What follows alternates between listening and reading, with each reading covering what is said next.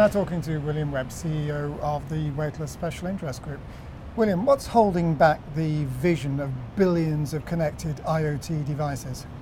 So I think it's actually the problem of what chip do you put into your device. If you're making a smart car park sensor or a smart trash can or the cat collar or whatever it is, you've got to put a chip into that device for it to be connected. Now, if you're making wearables, you know what to do. You put a Bluetooth chip in because everyone has Bluetooth in their smartphone. But if you're making an IoT device, what chip do you put in? There are so many different competing technologies out there. You can't realistically put one chip in from each of those different technologies. It would both be too expensive and too power hungry. So by and large, you do nothing because you don't want to end up with the wrong chip. It would be a disaster to sell a product that failed to connect after a while.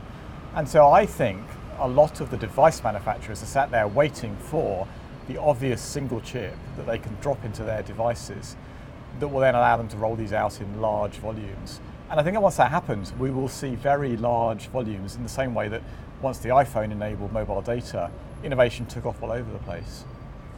And what's it going to take for that single technology or that single chip to appear out of the ether? It only takes widespread agreement, really. We don't have to wait for a new technology. Internet of Things doesn't require some wondrous new high-speed connectivity or whatever, so it's not a technology issue.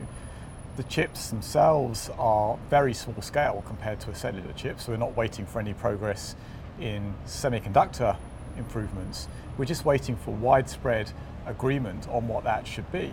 And it could happen in principle tomorrow. If everyone magically could agree tomorrow morning that the answer was technology X, and all the semiconductor companies went off and started making that, then we'd be there. So the question really is, what triggers the industry to have enough certainty that it believes one particular technology is going to be the winning technology? And typically it's some kind of trigger event that's just enough to persuade enough people that they think it's the right answer, that they jump onto the bandwagon. And that causes all the other people looking in from the sidelines to say, oh, look at that, that's got more traction. And very quickly you get a virtuous spiral that creates that kind of effect. And it could be something like Google announcing they're going to do something in that space or whatever, that just creates a feeling amongst observers that that's the answer that then builds the momentum. Do you believe it will be weightless? I think so, and obviously I have a huge vested interest in that. I understand. But what drives me to say that is that if we look at wireless technologies, the only successful wireless technologies are open standards. Yes. There are just no successful proprietary technologies. And the Internet of Things, to me, does not appear to be any different in its drivers as to why open standards are preferable to proprietary technologies to any other space. And in fact, if anything, because of its diversity, open standards are even more important because of the very broad ecosystem that needs to be enabled. So it seems to me that we will see exactly the same thing happen we have before. It will be an open standard. And Weightless is the only entity that's really driving open standards in the wide area Internet of Things connectivity space. So that's what leads me to believe it will be. Well, how can open standards succeed when proprietary solutions do actually seem to be gaining some significant traction today?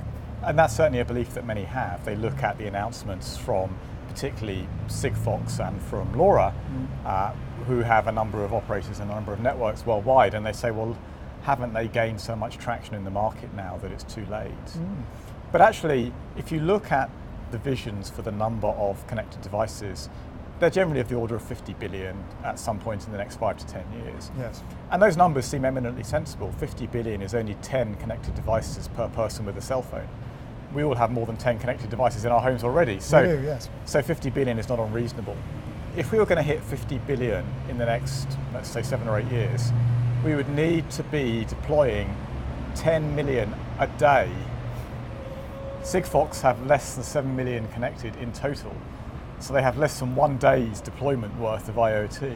So actually they don't have traction in the market. They have a very early, very, very tiny share of the market, which is helpful to start to get people to understand how these systems work and to try a few things out. But in terms of having gained market share, it's utterly insignificant. And I think that means that there's still plenty of time for a standard to emerge that does gain to significant market share. Yes, let's be honest, in the early stages of most technology developments, there are some people that gain some traction, that gain some awareness, that don't necessarily rise to the top. Absolutely, and I love the saying, the second mouse gets the cheese. I think that's almost invariably right, that the early adopters do a fantastic job, but they take a lot of pain in the process. And actually it's those that come along slightly behind, having seen how the market develops and understanding what's needed, that often get the most traction in the market.